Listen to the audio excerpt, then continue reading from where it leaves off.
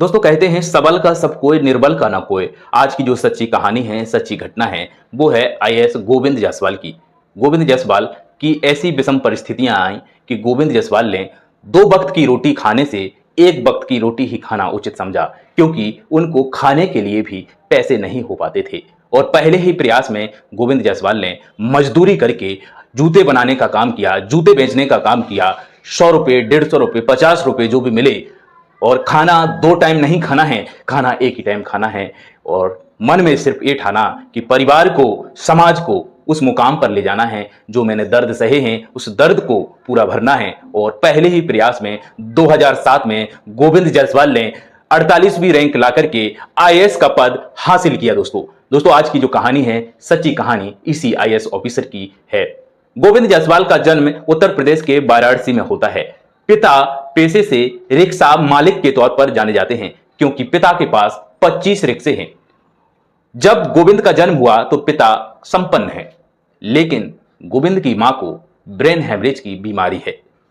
Brain haemorrhage की बीमारी होने से पिता अफसोस कर रहे हैं, क्योंकि गोविंद अकेला भाई नहीं है। गोविंद की 3 और बहनें हैं, जिनकी जिम्मेदारी पिता के कंधों पर है। हर एक पिता के कंधों पर इस प्रकार की जिम्मेदारी होती है कि बेटियों की शादी करना है, बच्चों को पढ़ाना है, पढ़ाने के बाद शादी भी करनी है। दूसरी सबसे बड़ी समस्या है बीमारी ब्रेन हेमरेज, जिसकी वजह से गोविंद के पिता के रिक्शे धीरे धीरे सभी बिक गए। और स्थिति इस प्रकार से आ गई कि गोविंद के पिताजी मालिक से मजदूर बन गए और किराए के रिक्शे चलाने लगे। और 7 वर्ष की उम्र में ही गोविंद की मां का इंतकाल हो गया। जब गोविंद की मां का इंतकाल हुआ तो गोविंद बहुत रोया। हर एक बेटा अपनी मां को खोने पर रोता है, जैसे ही गोविंद ने रोया। स्थिति इस प्रकार से आ गई कि परिवार को खाने तक के लाले पड़ गए।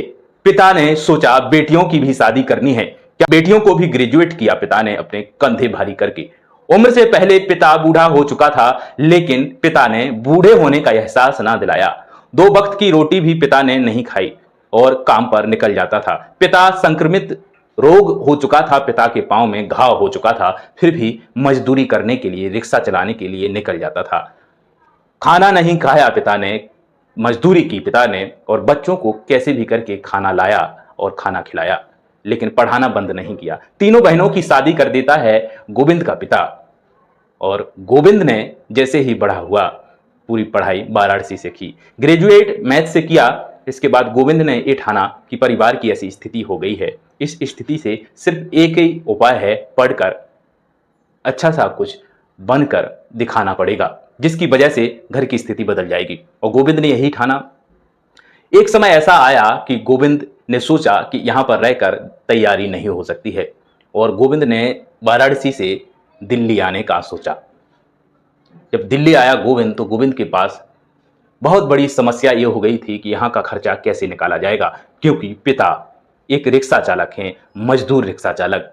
समय से पहले पिता भी बूढ़े हो चुके थे, पिता बीमार थे, पांव में घाव था। इसके बाद भी गोविंद के पिता ने बेटे का हौसला बनाए रखा।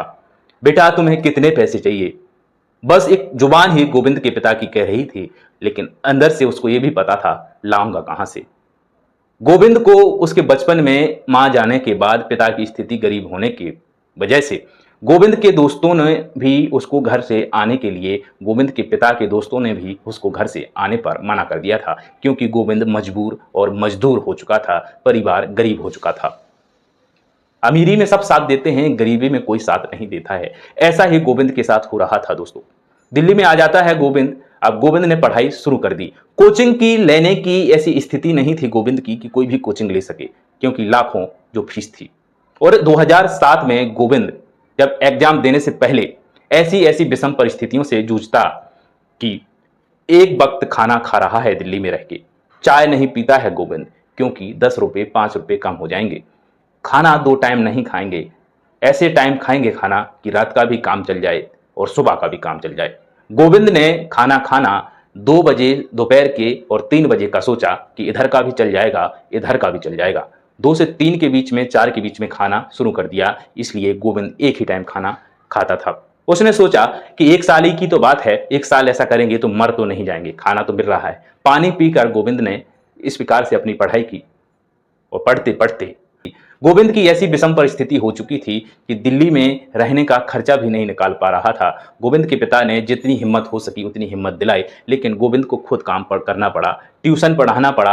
अब ट्यूशन में भी बच्चे नहीं मिल पा रहे थे, तो गोविंद ने फिर जूते की दुकान पर काम किया, जूते बेचे, जूते जा जाकर घर घर जाकर के जूते बेचे। जूते 100 रुपये, 50 रुपये, 10 रुपये, 20 रुपये जो भी बचे उससे खाना शुरू कर दिया। इस प्रकार से गोविंद ने 2 वक्त का खाना खाने की बजाय 1 वक्त खाना उचित समझा, और इस प्रकार से देवेंद्र को 1 साल निकल गया। और 2007 का जब एग्जाम देता है यूपीएससी का, तो गोविंद ने पूरे भारत में जो यूपीएससी की रैंक 48वीं रैंक हासिल की और नाम बना दिया उस पिता का, जिस पिता को अंतिम इंतजार सिर्फ अपने बेटे पर था, क्योंकि अब कुछ नहीं बचा था पिता के पास, जो कुछ भी था सब बिक गया था। और 48वीं रैंक ला करके गोविंद आईएएस ऑफिसर बन जाता है। इसके बाद गोविंद की शादी होती है आईपीएस ऑफिसर से, वो भी IPS officer, Govind IAS officer. इस प्रकार से एक रिक्शे वाले का बेटा आईएएस बन जाता है। दोस्तों कहते हैं कि जिसके मन में जज्बा है, जिसके अंदर जज्बा है कुछ करने का, सकारात्मक सोच के साथ कोई भी काम करेंगे तो उस काम में सफलता जरूर मिलती है। ऐसा ही हुआ गोविंद के साथ। खाना भी 2 वक्त का नहीं, 1 वक्त का खाना सही समझा कि मेरे पास इतनी खाने तक की औकात नहीं बची है। इस औकात को गोविंद ने बदला और पूरा उस 2007 में आईएएस पद पाकर के गोविंद ने अपना नाम, परिवार का नाम, समाज का नाम और देश का नाम रोशन किया। ऐसे ही गोविंद कई हैं, बस उनको मोटिवेशन की जरूरत होती है, अपने अंदर झांकने की जरूरत होती है। ऐसी ही कहानी गोविंद की है दोस्तों। आज की कहानी गोविंद जायसवाल की थी, जो 2007 में एग्जाम को फतेह कर आईएएस ऑफिसर बन जाते हैं। दोस्तों तो इस प्रकार की कहानी सुनकर आपको कैसा लगा? जो भी आपकी राय हो, सजेशन हो, कमेंट में कर सकते हैं।